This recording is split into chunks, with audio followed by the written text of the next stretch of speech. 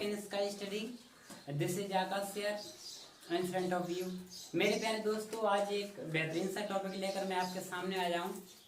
और मेरे प्यारे दोस्त, इस टॉपिक का वेटेज आपके 10+2 में तो रहता ही है, और आगे चलकर जैसे कि PQRS जो कि रहता है, इसको कॉम्पिटिटिव लेवल पर बोलते हैं, लेकिन आपके लिए डू एज डायरेक्टेड के तौर पर एक उसी का एक टॉपिक है। डू एज डायरेक्टेड एक नाम रहता है, उसी में एक हेडिंग है, या फिर टॉपिक का नाम ही समझ लो आप।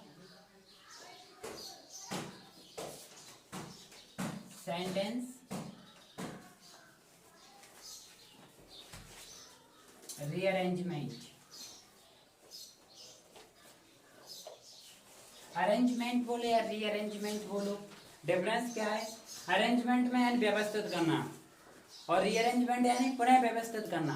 भाई व्यवस्थित तो है पहले से, लेकिन सही तरीके से नहीं है, इसलिए हम क्या करते हैं, उसको फिर से व्यवस्थित करते हैं। ये आपके टॉपिक का नाम है, ठीक है भाई। आप दोस्तों इस बात को समझे बच्चे, मेरे प्यारे दोस्तों, बड़े गौर से सुनेंगे। एक या दो क्वेश्चन 101% आते हैं आपके 10+2 में। आप देखेंगे पुराने एग्जाम्स में, पिछले प्रीवियस एग्जाम में। अब आते कैसे हैं दोस्त? अब इसमें वही बच्चा बचेगा जिसने लॉजिकली समझा होगा वो, वरना कल तो सब करके आते हैं बच्चे। सेंटेंस ब्रेकिंग में क्यों करवाता था, उसका प्रॉफिट आपको आगे चल के बहुत ज्यादा मिलेगा, इसलिए आप समझें। और हमारा एक ही लॉजिक है, मेरे दोस्त अच्छे तरीके से जानते हैं। सब्जेक्ट, हेल्पिंग वर्ब, उसके बाद ठीक है भाई, मेन वर्ब के बाद ऑब्जेक्ट। इसके बाद और कुछ नहीं, ठीक है भाई। ये हमें हमेशा ध्यान रखना है भाई, हमेशा, ऑलवेज भी रिमेम्बर इट, ओके। जब मेरे दोस्त मैं इस बात को ध्यान रखता हूँ कि भाई हाँ, कि subject, helping verb, main verb, object, हमें मालूम है SVO से मिलकर बनाए, सब्जेक्ट वर्ब ऑब्जेक्ट से हेल्पिंग वर्ब मेन वर्ब। अब कैसे आएगा एग्जाम में, किस तरीके से आता है, किस तरीके से एग्जामिनर हमें परेशान करता है, देखो यही है। बस इसी स्ट्रक्चर के आधार पर हम पूरी की पूरी चीज को समझेंगे। अब एक चीज और लिख दूं मैं, बड़े ध्यान से मेरे बच्चे सुनेंगे। ये सब्जेक्ट लिखा है मैंने, ए मैंने लिखा है हेल्पिंग वर्ब, ठीक है, और ए मेन वर्ब। अब मेन वर्ब में ING भी आ सकती है, राइट, वर्ब की थर्ड फॉर्म भी आ सकती है, ठीक है, मेन वर्ब के तौर पर। तो चलिए ING आगे मान लो, subject, helping verb, main verb, बड़े अक्षर बनाऊं थोड़ा, subject, helping verb, main verb. अब मेन वर्ब के बाद देखो बच्चे, एडजेक्टिव, एडवर्ब भी आ सकता है, एडजेक्टिव भी आ सकता है, और आपका प्रीपोजिशन भी आ सकता है, प्रीपोजिशन पहले भी आ सकता है, और आखिरकार आपका ऑब्जेक्ट ही आएगा। तो मेरे दोस्त, इस कहानी से मेरी समझ में ये आता है कि कुछ भी हो, हमें उनकी व्यवस्था। देखो पार्ट्स ऑफ स्पीच आपने इतने अच्छे बेहतरीन ढंग से पढ़े हैं। क्या आपको याद है बच्ची, दो नाउन एक साथ आ सकते हैं? नहीं। दो एडजेक्टिव एक साथ आ सकते हैं? नहीं। दो एडवर्ब आ सकते हैं एक साथ? Very nice. और एडजेक्टिव किसके लिए आता है हमेशा? एडजेक्टिव, नाउन के लिए। और एडवर्ब? एडजेक्टिव, बिल्कुल राइट बच्चे। और एक ओके, यानी कि एडवर्ब एक तो खुद के लिए आता है, एक वर्ब के लिए, एक एडजेक्टिव के लिए, राइट। और फिर उसके बाद है एडवर्ब, एडजेक्टिव, एडजेक्टिव, नाउन, ठीक है भाई। हाँ जी बच्चे, तो इस चीज को भले ही आप लिखो या ना लिखो, समझाने के लिए लिखा है, लेकिन इसको जरूर लिखे बच्चे। लिखा? आप देखो किस तरीके से एग्जाम में आते हैं, उसको समझे। मान लो आपके लिए आया, ध्यान सुनने में, एक एग्जाम्स का जो क्वेश्चन है उसी को आपके सामने उठा रहा हूँ, जो आपके बोर्ड ने पूछा है, उसको देखो इधर।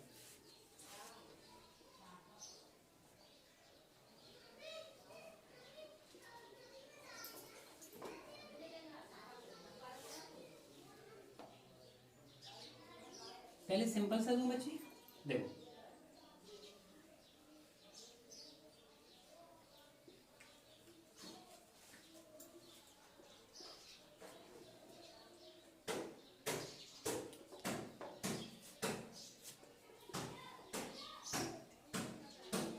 इतना ही है बच्चे, ठीक है। अब ये आपके सामने सेंटेंस है, ध्यान सुनो। ये लिखा है सेंटेंस, और एग्जाम में कैसे आएगा? एजेक्ट सेम, ये आ चुका है आपके MP बोर्ड में। देखो अरेंज द सेंटेंस या रीअरेंज, अरेंज द सेंटेंस। अच्छा किसके तौर पर आता है?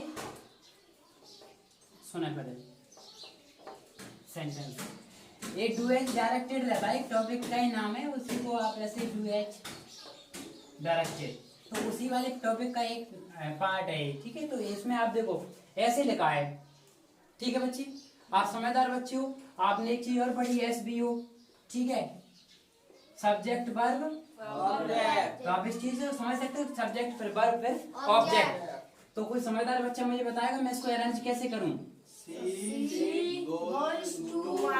ओके, क्या ये फॉलो हो रहा है? क्या लिखूं पहले? फिर क्या वर्ब है? नहीं है, तो क्या करूं? क्योंकि इंडेफिनिट में टेंस है, समझ में आ गया। और इंडेफिनिट ऑफ फादर आएंगे ना कि संतान, तो she goes to market, right. जैसे मान लो एक आ गया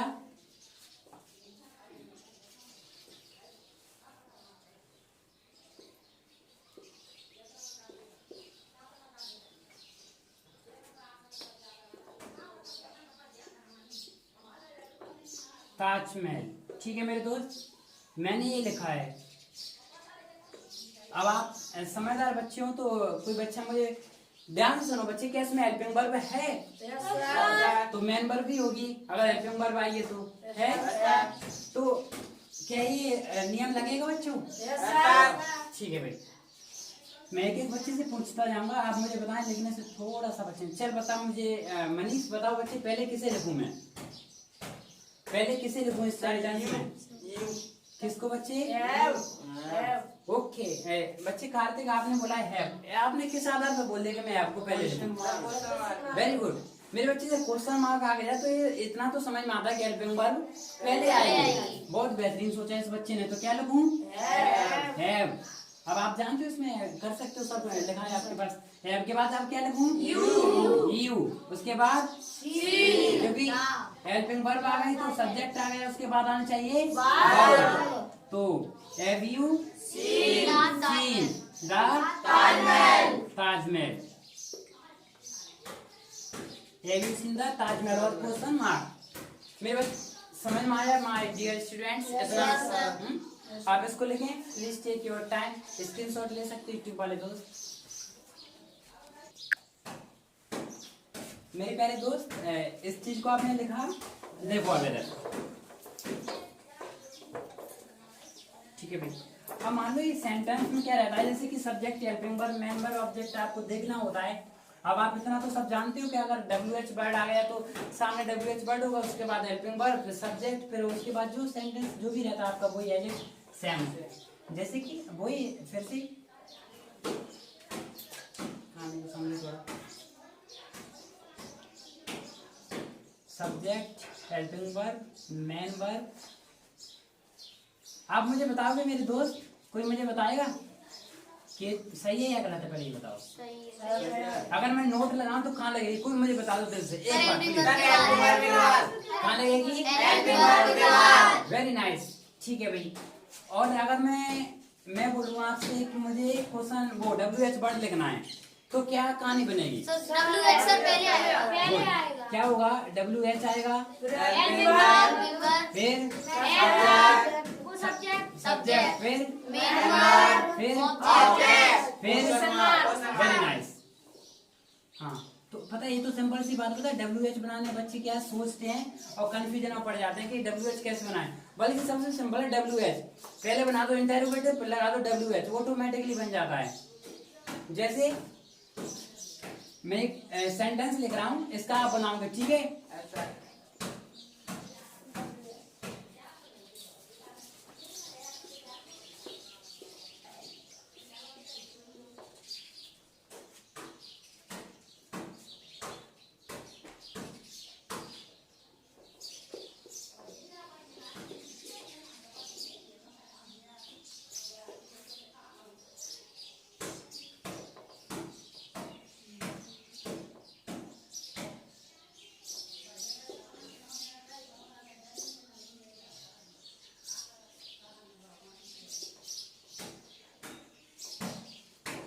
ध्यान से सुने मेरे दोस्त, एक बेहतरीन क्वेश्चन है।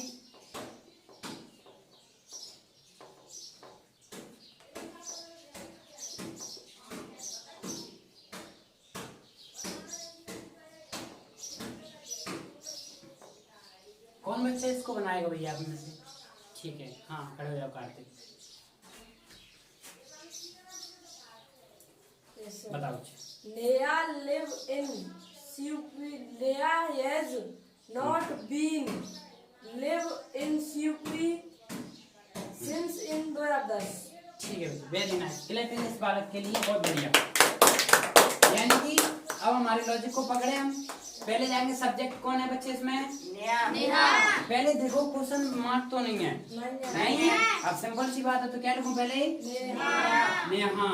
अब नेहा मैंने सब्जेक्ट लिख दिया, तो क्या बचा? हेल्पिंग वर्ब आएगा। तो हेल्पिंग वर्ब में क्या आएगा भाई?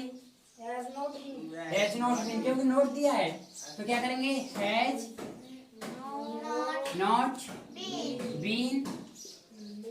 अब मैंने क्या लिख दिया? सब्जेक्ट लिख दिया, और ये मैंने क्या लिखी? Helping verb. अब क्या है? Man verb. तो मैन वर्ब क्या बताएं मेरे बच्चे? लिव। तो लिव की हो जाएगी लिविंग। क्यों? परफेक्ट कंटिन्यूअस कौन सा? प्रेजेंट का। लिविंग के बाद क्या आएगी? इन सिफरी, क्योंकि अदर वर्ड है यानी ऑब्जेक्ट। और फिर टाइमिंग वर्ड में सेंस या फोर, तो sense to time and can. समझे वाले किस बात को मेरे दोस्त? ये आपका सिंपल लॉजिक है। मान लो मैं एक और सेंटेंस आपके सामने पेश करता हूं, ध्यान से सुनिए।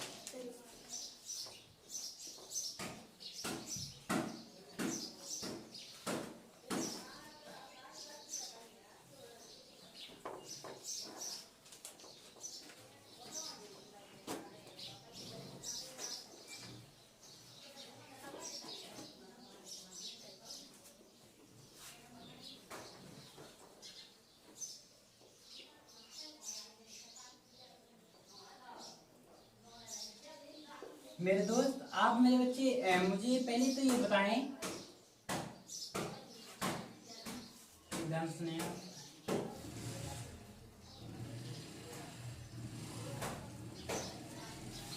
जी।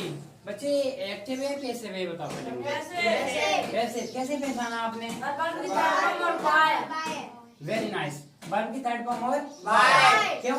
क्योंकि ये तो लिंकिंग वर्ब है और ये तो कंटीन्यूअस में आता है, तो आईएनजी देता है, लेकिन क्या है? वर्ब की थर्ड फॉर्म। और पहले तो हम बाय से समझ गए, फिर उसके बाद वर्ब की थर्ड फॉर्म। ठीक है भाई, तो इसको कैसे बनाएं? कोई बच्चा बताएगा मुझे? ठीक है भाई, आप सभी बच्चे, आप सभी बोले मेरे साथ, मतलब आप ही बोलो बच्चे। मैं पहले किसे लिखूं? दारूम। यस क्यों नहीं लिखा हमने? ऑब्जेक्ट है। ठीक है, तो क्या लिखे हैं? दारूम।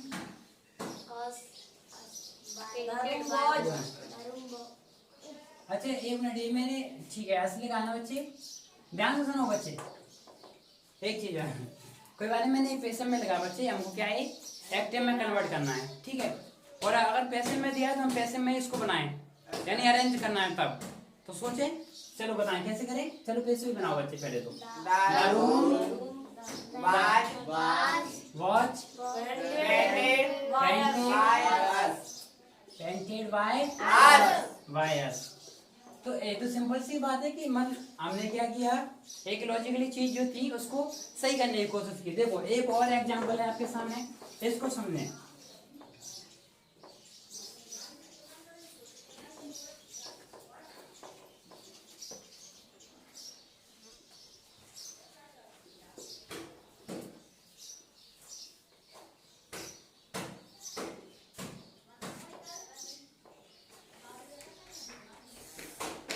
बस इस बात को समझ जाओ तो समझ गए, आपने बना लिया पूरा।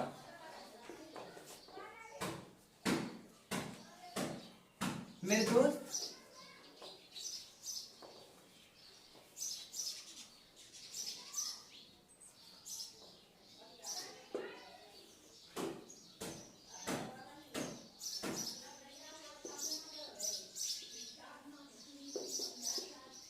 ये ऐसी कुछ भी लिख सकते हो। बच्चे थोड़ा लिखना बंद करो, बस इस क्वेश्चन को समझ लो प्लीज आप सभी बच्चे। मैंने लिखा है लुकिंग वेरी सी ब्यूटीफुल एज, और उसके बाद मैंने लिखा है सिपरी एम। आप मुझे बताएं बच्चे क्या करूं मैं, ये है क्या, पहले तो ये बताएं इसको कैसे अरेंज करें, कोई बच्चे बताएगा कैसे किया जाए। देखो अपन एक साथ करते हैं, इसको कैसे करेंगे ध्यान से सुने। पहले तो हम इसको दिमाग में लगाएं। लुकिंग क्या है, लुक यानी क्या होता है, देखना। देखना, यानी ये किसका काम कर रहा है, एडजेक्टिव का, और आपको लगा है एडवर्ब का कर रहा है, एडवर्ब यानी देखना। ध्यान से सुनो, अभी सुनो किसका काम कर रहा है, दोनों चीजें अपनी कॉन्सेंट्रेट रखो अपने माइंड को।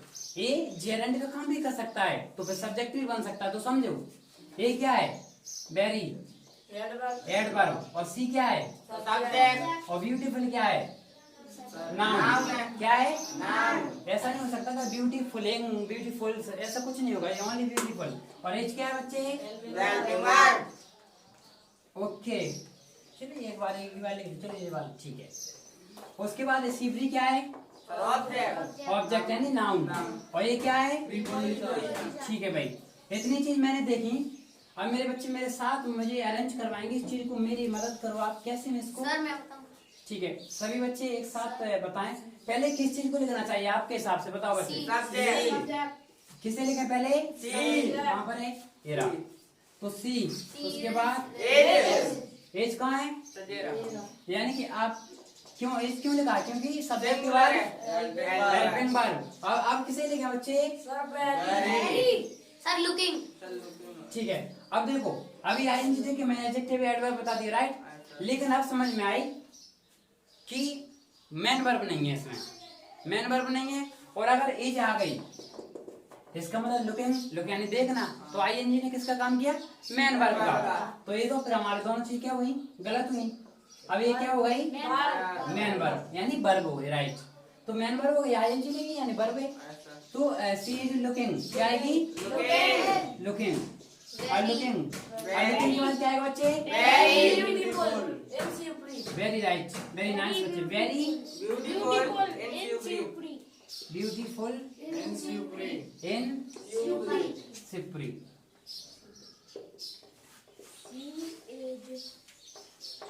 तो हुआ क्या कि अब देखो अब इसमें बहुत सारी चीजें अपने आप चेंज हो जाएंगी, ठीक है।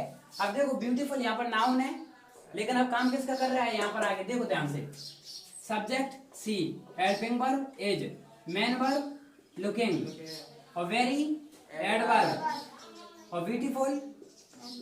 अब क्या होगी, क्या ये नाउन हो सकता है, नहीं कभी नहीं हो सकता। अब क्या हुआ, एडजेक्टिव, और ये क्या हुआ, प्रीपोजिशन, और प्रीपोजिशन के बाद हमें से क्या आता है, ऑब्जेक्ट। ऑब्जेक्ट कौन बनता है, नाउन या प्रोनाउन, नाउन और प्रोनाउन। ओके बच्चे बिल्कुल राइट। ये रहे मेरे दोस्त आपका एग्जाम्पल, एक एग्जाम्पल और दूं मैं आपके सामने।